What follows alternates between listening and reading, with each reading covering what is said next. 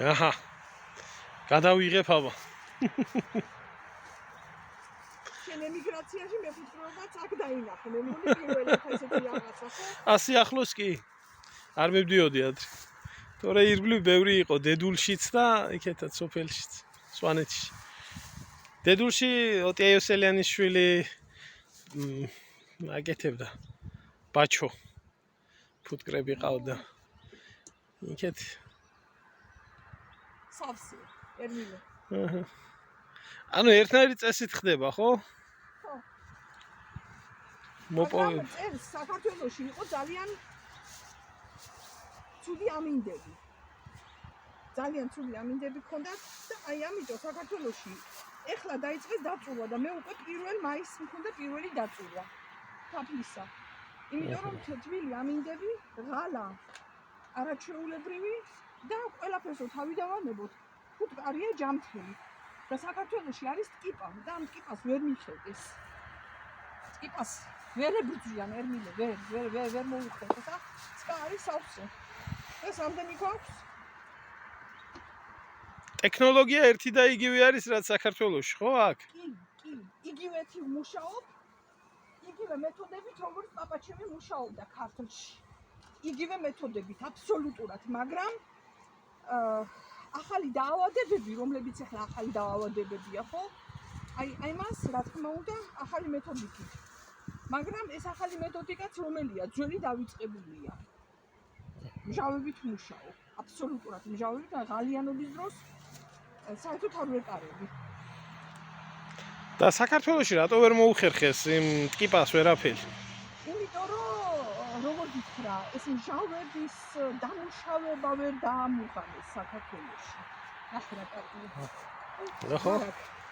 აჰა პეტრე. მე კი ვარ უნიღბო და მინდობენ ჯერჯერობით. ანუ ეს ქურაც ქართული ტრადიციის შესაბამისად, ტექნოლოგია.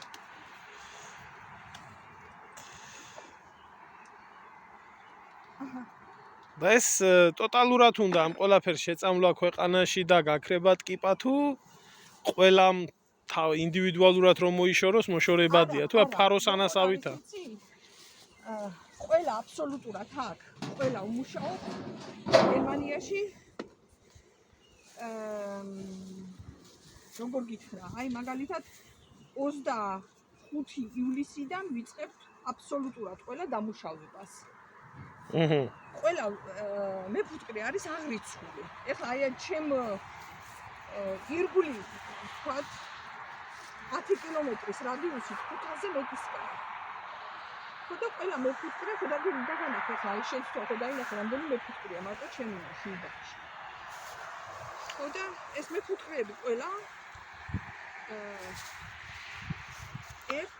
ერთი ფაზით მუშაობთ. აი მაგალითად ვიცით რომ ყველა ვამუშავებთ იმელი იგზავნება რეგიონში და ყველა ვამუშავებთ 5 აგვისტოს მაგალითად ამინდები რომ მოდის ხო 5 აგვისტოს და ყველა ერთად ვამუშავებთ და საქართველოში კიდე ყველა ამუშავებს ვისაც როგორ მოუნდება. აჰა. ამის ახლა კონტროლს, ხარისხის კონტროლს, მოპოვების კონტროლს, ესეთ რამეს ახორციელებს რამე სამსახური, რომელიც აი მოვა და შეამოწმებს მაგალითად. კი, მე ვარ იმაში გაერთიანებული ახლა გერმანიის მეფუტკრეობის კავშირს აინახე რომ თეთრი ფუტკრია. გერმანიის მეფუტკრეობის კავშირის წევრი ვარ. ხო და გერმანიის აუცილებელია რომ ისა კავშირის წევრი იყო და მე მოდის ეს ვიღაც აი ესეთა სპონტანურად მოულოდნელად შემოწმება. მოულოდნელად შემოდის შენ ოჯახში გიზარებს და მიაქვს თაფლის. გასასინჯად. სინჯი, ხო, მიაქვს მე ლაბორატორიაში და თუ რაღაცა პესტიციდები, ეხლა აი აქ ხო ხედავ მინდორი როგორი ის არის გარემო. თუ სადმე ან პესტიციდი იქნა, ან რაღაცა წამალი, ან ანტიბიოტიკი ეგრევე ჩამოგეცნობა მეფუტკრეობის ლიცენზია და всё მორჩა დამთავრებული ამბავი. ერთი შეცდომაც და ეგრევე. ერთი შეცდომა და არ გაპატიებენ, გერმანელი არ გაპატიებს სიარტიფიკაციაზე. და ეგ ყველაფერი შეიძლება თვითონ ფუტკარმა მოპოვების დროს შემოიტანოს თაფლში თუ თვითონ დამუშავებლის ხელიდან ხდება და იმიტომ არის ამნაირი მკაცრი. ორივე. ორივე. მაგალითად თუ პესტიციდები ახლა მე ფუტკრე მე რა შუაში ვარ თუ ფუტკარმა სადღაც აიღო. ფუტკარმა და აი აქ გარემოში ვინ არის ისა მეუბნე ხო ვინ შეიტანა. ხო და მაგითი ფაქტიურად გლეხებსაც ფერმერებსაც აკონტროლებენ. ხო ხედი. აჰა. ფერმერების კონტროლიც მიდის. თუ პესტიციდია თაფში ნაპოვნი, ესე იგი ამ ეს გამერემო არის დაბინძურებული და დედა აქვს. ანუ იმ კვადრატში ყველგან იქნება ეს დაბინძურება შეტანილი. კი, და მე ხლა მარტო აქ ხო მე ხო შემიმოწმებენ სხვა მეფუტკრებსაც ხო. ცოტა მკაცრი მეჩვენება, იმიტომ რომ სხვამ შეიძლება გამოიყენოს და შენმა ფუტკარმაც მოიტანოს იქედან. კი, მაგრამ მეფუტკრის ნახე როგორი თეთრია. ფიქრა? როგორ მიხარია, იცი? სუფთა თაფლი, ხოლოდ აი ეს პირველი და მეორე კორპუსი არის ფუტკარი, ფუტკრის ოჯახი. აჰა. პირველი, მეორე ფუტკრის ოჯახი, აქედან არ ვიღებ თაფლს. აჰა. და ეს მესამე კორპუსი ის არის ოჯახისთვის სამყოფი, ასე რომ ვთქვათ, ხო?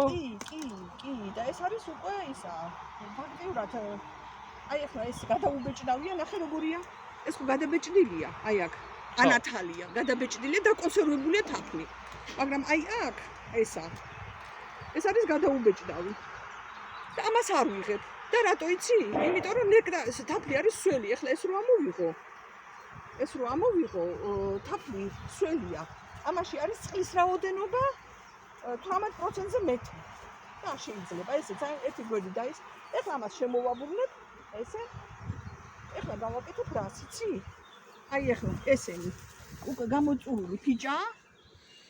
ამას ჩავალაგებ გემრიელად. და ეს ბუნებრივი ფიჭებია, ხო?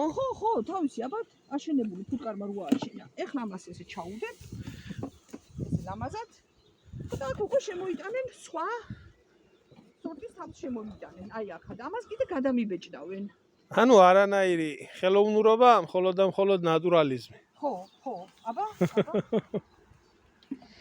მე უბრალოდ რა არის ახლა იცი? აი თავი დავიცავი. რო რაღაცა თორე ხო და არ არიან აგრესიულები. არა, მე საერთოდ არ მიკეთია, არ მომკარებია არც ერთი. თუმცა ახლა მაგ ხშირი შემთხვევა ყოფილა ისე, რომ ვერ უცნიათო პატრონიო და ან ნაბახუსევი ყოფილაო, ან რაღაც. ახლა ეს მაისის თაფლია, ხო? ეს არის მაისის თაფლი. მაისის თაფლს რასაც ეძახი. ეს არის მაისის თაფლი, ახლა გავაკეთოთ ესე. მოდი. აი ახლა ეს გამიბრაზდა. აი ნახე როგორ მიბრაზდება. ახლა პეტრა მომეხმარება, ამას გადადებს. და ახლა ვიწყებ ბიოლოგიურ დამუშავებას. მე და რემშენ. ეს არის სამამლე ბარტყი, ჩარჩო, ახლა შეიძლება გაბრაზდნენ ერმილე. აჰა. იმიტომ რომ ახლა შუა გულში შევდივარ. ფუტკრი შუა გულში. ახლა უნდა დავაწყნარო ესენი, გოგოები, ბიჭები. და სამამლე ბარტყის ჩარჩო არის აი აქ და თუ არ გამოიჩიკა, იმიტომ დამიგვიან და ამოღება. ამას ახლა ამოვიღებ. ეს არის ბადე რომ დედა მაღლა არ ამოვიდეს. ეს დედა რომ მაღლა არ ამოვიდეს, მე ფუტკრებმა იციან, აი ამიტომ ამ ბადით მუშაობ. იმიტომ დედა მაღლა ამოვა და იმაში ჩამიდებს ისა, კვერცხს ჩამიკვერცხავს ხავს და ეს არ მინდა. ეხლა სანამ შენ არ შეცვლი, დედა სულ აქეთაა ქვემოთ ჩამწყდეული? კი. მაგრამ თუ ოჯახმა იმრავლა, ეხლა ვაკეთებ ბიოლოგიურ დამუშავებას, ამას ვასწავლი ქართველებს ერმილე უკვე მეხუთე წელი რომ ეს გააკეთონ, რასაც მე ვაკეთებ, ამითი ეხლა ფული არ არის, არაფერი არ არის. აი ეს არის ჩვეულებრივი ბიოლოგიური, აი ნახე. ეს არის სამამლე ბარტყის. ხო. სამამლე ბარტყის ის არის ფუმფლი. ეხლა აქ შიფ, აი თაფლი არის სავსე. აი ესეც თაფლია აემეში. ხო და პეტრე უკვე მაწოდებს, ამას ჩაუდებ. და ამას გავანადგურებ ფაქტიურად და ამით ამოვყავს ტკიპა. აჰა. ამით ამოვიყვანეთ ტკიპა, ბიოლოგიური დამუშავება ეს. ტკიპა ამოვყავს ამით. იმიტომ რომ ტკიპა არის სამამლე ბარტყში. აჰა, ამას გავანადგურებ, დავუყრებ ქათმებს, მეზობლის ქათმებს მიუყვან და მე მეზობელი მაძლევს 5-10 კვერცხს მოვცემს ამაში. და აი ესეთ დამუშავება რო ხორციელდებოდეს საქართველოში, იქნება მოცილებული ეს ტკიპა?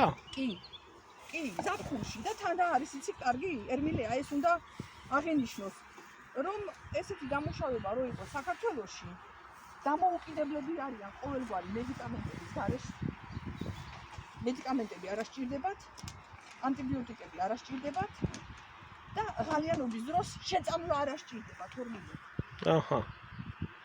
აჰა.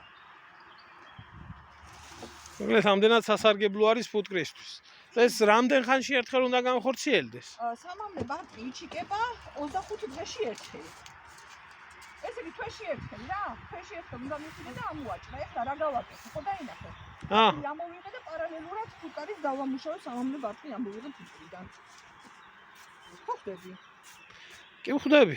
ანუ სიზარმაცის ბრალი უფრო არის ჩვენთან ეს რო არ ხორციელდება, ვიდრე სხვა რაიმე იმის. კი. ზუსტად აი ეს. აჰა. არ ყოფილა რთული. არ არის რთული, არ არის რთული, თუ იცი და თუ არ გეზარება. აჰა. თავსახური სად არის პეტრე? დეკენ? ხო, მჭირდება. აი. აჰა. მოკლედ ასე მუშავდება. ესე მუშაობები ბიოლოგიური დამუშავება ესე ახლა ამას მივიტან. ქათამს დაუყრის ჩემი მეზობელი. აჭრებს ქათამს ამას. ხო და ქათამი გამოკენკავს. და ქათამი რო გამოკენკავს, მე მექნება სუფთა ფიჭა, სანთელი, ცარიელი. და გადავადუნებ ამას მე სანთლად გამოვიყენებ.